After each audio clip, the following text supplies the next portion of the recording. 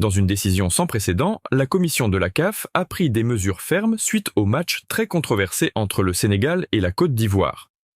L'équipe d'arbitrage VAR, y compris l'arbitre principal, Ghislain Pierre Acho, a été renvoyée et se verra interdire d'arbitrer pour le reste de la Coupe d'Afrique des Nations.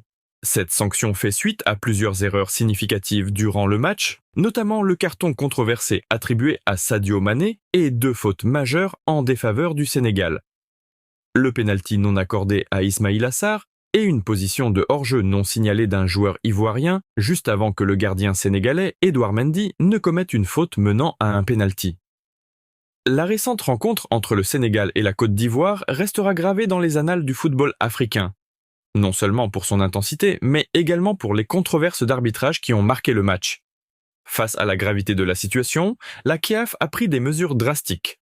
L'ensemble de l'équipe d'arbitrage VAR, dirigée par l'arbitre Ghislain Pierre Acho, a été exclu du tournoi en cours. Cette décision radicale fait suite à plusieurs fautes arbitrales majeures, dont une gestion discutable d'une action de Sadio Mané, et surtout, le manquement à accorder un pénalty clair au Sénégal suite à une faute sur Ismaïla Sarr. De plus, une erreur de jugement sur une position de hors-jeu critique d'un joueur ivoirien, avant le pénalty sifflé contre le Sénégal, ajoute à la controverse. 6 sanctions soulèvent de nombreuses questions sur l'intégrité et la qualité de l'arbitrage dans les compétitions majeures. Alors que la communauté du football digère ces décisions, les rumeurs d'une possible annulation et reprogrammation du match font surface, alimentant les débats et les spéculations. Alors, quelles pourraient être les prochaines étapes ? La CAF et la FIFA pourraient-elles aller jusqu'à annuler le résultat du match en réponse à ces erreurs arbitrales sans précédent ?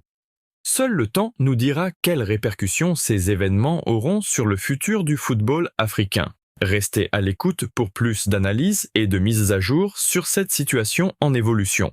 Partagez vos pensées dans les commentaires ci-dessous et n'oubliez pas de vous abonner pour ne pas manquer les dernières nouvelles du monde du football.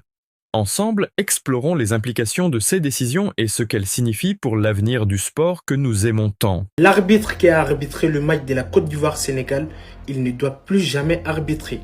Officiellement, il doit être radié du restant de la compétition. Pour moi, c'est une faute professionnelle qui a coûté la victoire au Sénégal. Parce que là, vous voyez, l'intention des Haller, c'est de donner la passe à Nicolas Pepe. Mais avant que cette passe arrive, elle a été touchée par un joueur. Donc, ce qui met directement Nicolas Pepe sur un positionnement de hors-jeu. Ce qui est hallucinant dans tout ça, ni l'arbitre, ni ses assistants n'ont pu constater cela. Entre la faute de Sadio Mané, que je suis complètement d'accord avec vous, qui méritait un carton rouge, et la faute sur Ismaïla Sarr qui méritait d'être vérifiée au VAR. Mais pour moi, je pense que l'arbitre, il essaie de se racheter. Parce qu'il n'a pas donné carton rouge à Sadio Mané. Donc du coup, il essaie de se racheter sur la faute de Nicolas Pepe. L'arbitre a été un grand problème dans ce match. Parce que néanmoins, cette erreur a coûté la qualification au Sénégal. C'est trop, il y a beaucoup d'hésitation. Il n'y a pas de bons choix dans le match. Alors bien sûr que la Côte d'Ivoire méritait sa qualification pour le jeu qu'ils ont proposé. Mais il y a des choix qui ont coûté la qualification du Sénégal.